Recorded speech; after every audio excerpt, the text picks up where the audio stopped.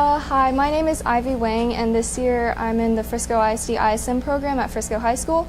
The topic I chose today was international business, and the reason why I chose it, there's a little backstory to it. Well, freshman year I decided to do the class AP Human Geography, and I thought it was so interesting. We learned about the different cultures of the world and how they affected the markets and the demography of the world as a whole. And I just thought it was really interesting and it caught my attention and I did really well in the class. So I wanted to find a topic that, a job that a job that'd be really similar to this class. And plus, I'm also bilingual, so I've always wanted to do something with China, and I'm a pretty social person, so I thought that international business would be perfect for me. A little story about my family. I have a family of 4, and they're very encouraging. We have a really close connection. My mom and dad are both from China. They immigrated over here at around 30 years old, and my mom was still pregnant with me, so it was a really difficult time for her when she came here because it was a new place. She didn't know how to speak the language. She always tells me how she'd be scared to come home and just she'd be so scared every single day going outside or picking up the phone. Her heart would be racing because she wouldn't know what to say, or she'd just be scared that someone would judge her or something. But they've gone a long way. My mom, she is currently still a stay-at-home mom, but she speaks English very fluently, and that's very difficult to learn, especially at 30 years old.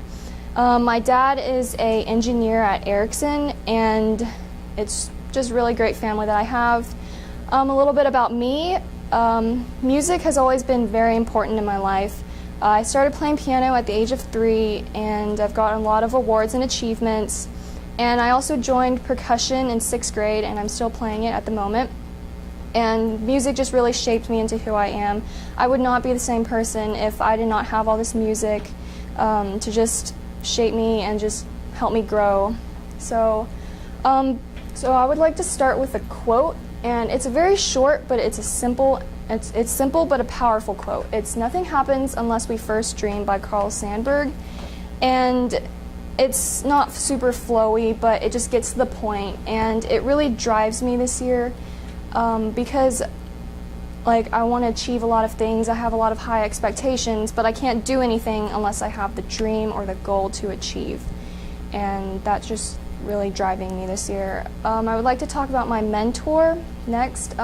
His name is Daisuke Nakamura, or DICE for short. He's the Vice President of Global Sales at Chemical Info. And what Chemical Info is they are kind of like a service. They provide a database, sales and marketing tools to other companies that involves pharmaceutical things or chemical things. And so for an example, they have a DWCP, which is their database of chemicals. So let's say Dove wants to create a new shampoo. So what they would do they would come to Chemical Info and they would say, okay, we need to make this shampoo, but we don't know which chemicals are available, what to use. So Chemical Info will provide this database, and they can choose the options, which ones are best suitable for their product, and help them market it and help them sell it. And what DICE does is he creates the business plans for the company. It was actually really interesting. At our first interview, he showed me a business plan that he developed, and it was really cool because I got to see what he does every single day, and it was very interesting. And at my first mentor visit, he was also in the middle of talking to a chemist, their company chemist, and it was really interesting because they were talking about how different chemicals would work with the company, which ones to put on the database, which one not to, and how to develop the business. Next, moving on to research. So far, I've used 3 articles for my 5 research assessments. The last article is really long. It's 26 pages, so I split it up into 3 assessments. So the first assessment was over marketing mix. It's the overview marketing mix: product, price, place, and promotion. And those are the 4 P's of marketing.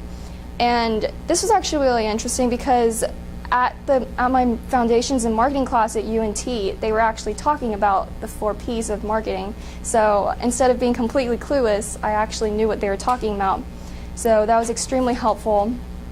basically, what the article was saying was that these are the 4 Ps are the 4 strategies or 4 attributes that a company needs to have in order to succeed. The first one is your product. Product is obviously really important because depending on where you're selling it or what you're selling, people may want to or not want to buy it.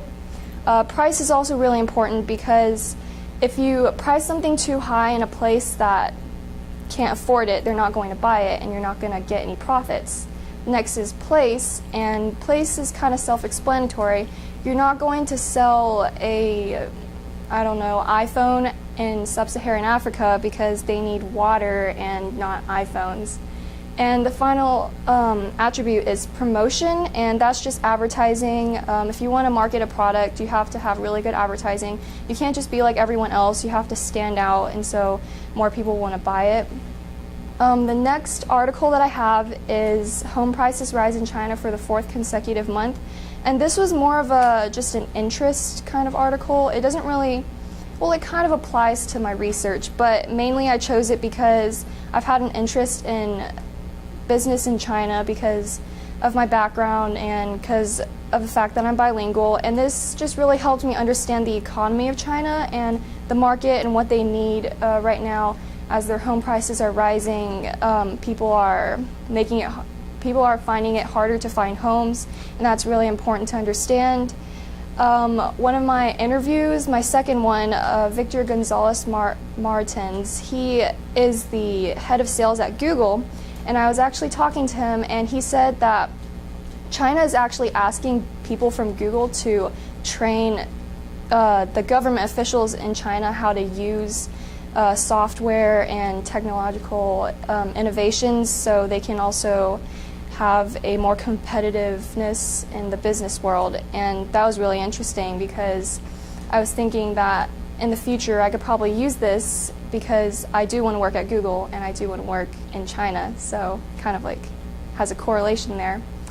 My third article is the International Business Competence in Contemporary Firm. This is my 20-something page article, and basically it broke business down into 4 things.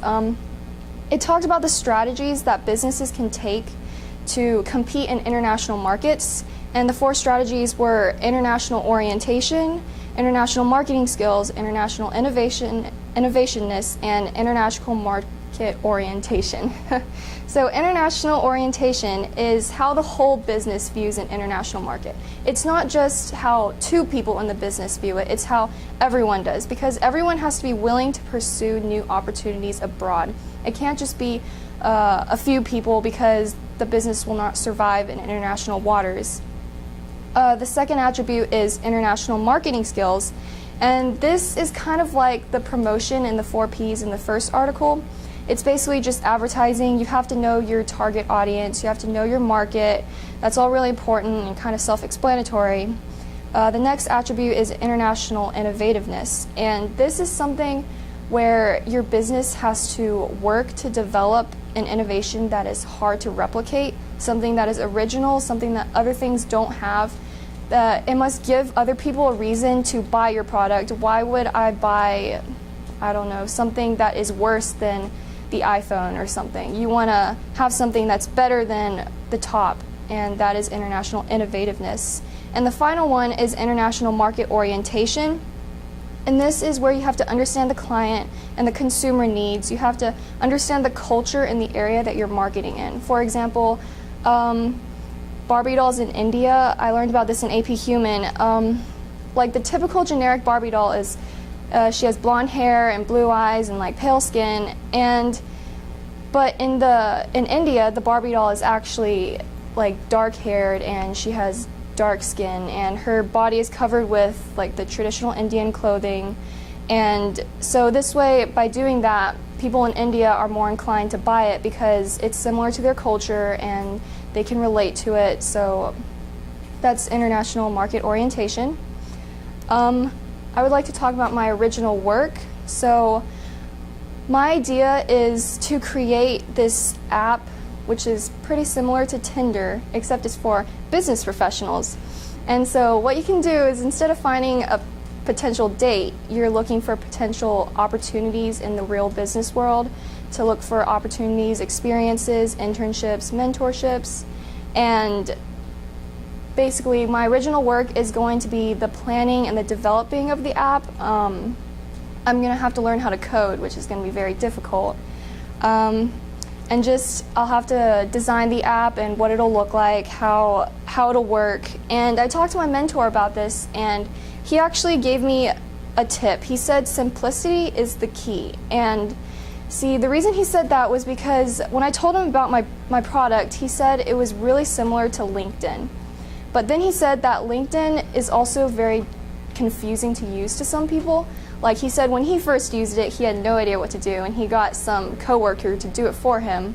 So in order for my product to succeed in business, I would have to make it simple and easy for people to use and have good accessibility. And he also gave me an acronym, which was SWOT, and it stands for Strengths, Weaknesses, Opportunity, and Threat. And so what strengths means is like the pros, the reasons why people would buy it, why it's helpful. Weaknesses is why people won't buy it, things I'll have to improve for people to buy it. Opportunity is what kind of opportunities my product will give other people. And threat is why people may not take my product. For example, maybe because LinkedIn is better, which it won't be, but there's a possibility. So over the past few months, I've learned so much. At the beginning of the year, when Coach Goff was telling us about all the things that we have to do, I was like, oh my gosh, I can't do any of this, and I was so stressed. And I'm still kind of stressed right now, but it's not as bad as I thought it would be. I really never thought I would get this far. I thought I would struggle with the interviews, that I would get lost on my way there, which I never did. And I've just done so much in just the past few months, so it really makes me wonder what I'm going to do in the rest of the semester and the rest of the year, and I hope I accomplish more in the coming year.